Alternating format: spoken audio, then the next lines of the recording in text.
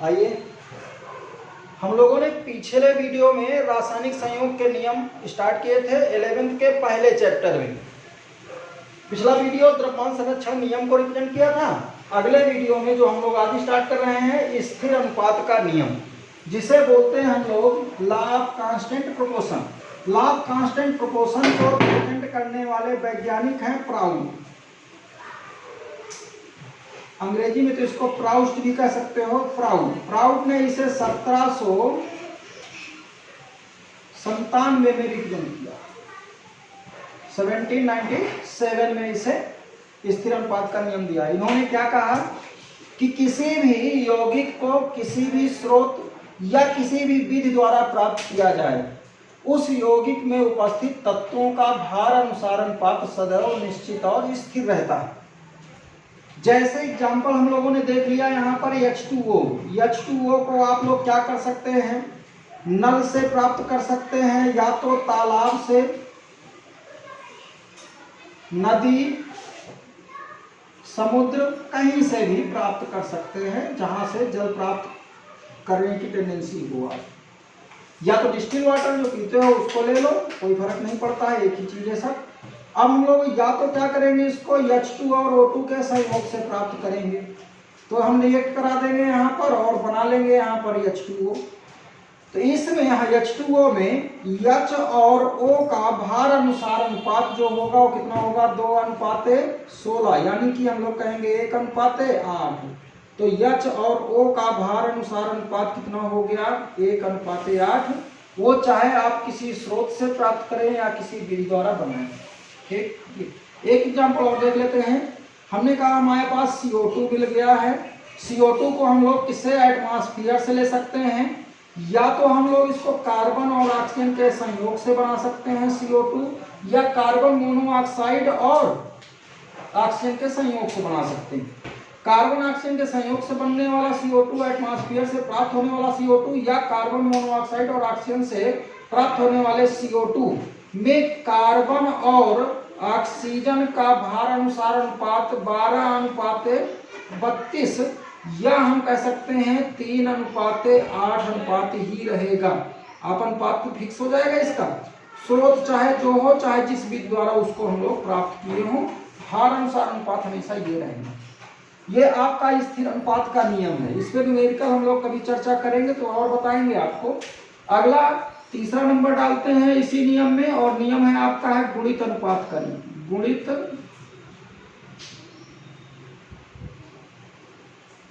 अनुपात का नियम,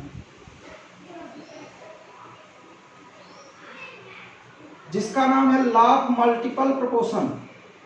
लॉ ऑफ मल्टीपल प्रोपोर्शन।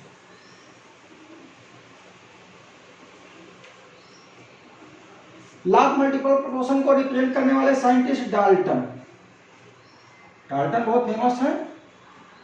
परमाणु सिद्धांत दिया था इन्होंने। कब इन्होंने इसको रिप्रेजेंट किया, 1804 में, 1804। इस नियम के अनुसार ये कहा गया है कि दो तत्व, हमने कहा X और Y है, दो तत्व जब परस्पर संयोग करते हैं तो उससे दो या दो से अधिक यौगिक बनते हैं। यदि एक तत्व का भार निश्चित कर दिया जाए तो दूसरे तत्व के भिन्न भिन्न भार हमेशा गुणित अनुपात में होते हैं या सरल अनुपात में होते हैं। ये हम लोग यहाँ पर रिप्रेजेंट करते हैं। मान लीजिए हम लोगों ने हाइड्रोजन और ऑक्सीजन को मिलाकर के कंपाउंड बनाना शुरू किया। हमारे पास दो तत्व हैं, कौन कौन, हाइड्रोजन और ऑक्सीजन। बताइए, आप ये कर सकते हो, हाइड्रोजन ऑक्सीजन मिला करके H2O बना सकते हो। इसमें भार अनुसार अनुपात देखा जाए तो हमेशा क्या कहोगे, 2:16। अभी सिंपल लिख रहे हैं। हमने दूसरा कहा कि हाइड्रोजन ऑक्सीजन के संयोग से आप H2O2 ही बना सकते हो। तो यहाँ पर भी भार अनुसार अनुपात हाइड्रोजन और ऑक्सीजन का 2:32 मिलेगा। एक तत्व का भार निश्चित कर दिया गया है तो दूसरे तत्व का भार गुणित अनुपात में होता है। जैसे 16 दूनी 32 है।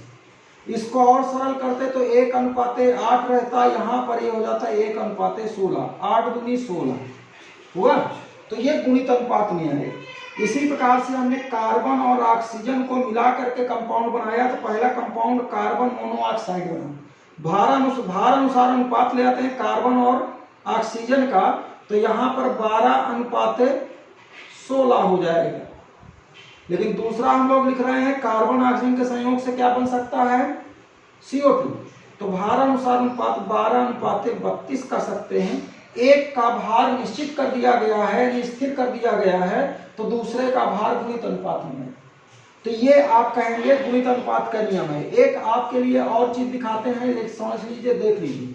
हमने कहा हमारे पास कंपाउंड है CuCl2Cl, दूसरा कंपाउंड है यहाँ पर कार्बन और क्लोरीन को मिलाकर कंपाउंड बना रहे हैं।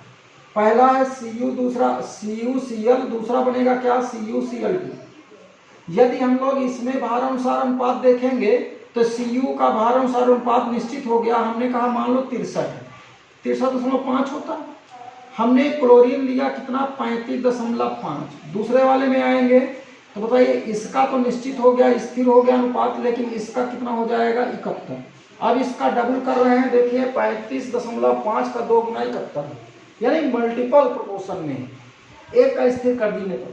एक एग्जांपल और देख सकते हैं आप, जैसे N और O को मिलाकर के हम लोग बनाएंगे तो पहला कंपाउंड बन रहा है यहाँ पर N2O, दूसरा बन रहा है यहाँ N2O2 जिसे NO भी कहते हैं, तीसरा हम लोगों ने बनाया N2O3, चौथा बनाया N2O4, पांचवा बना लिया N2O5।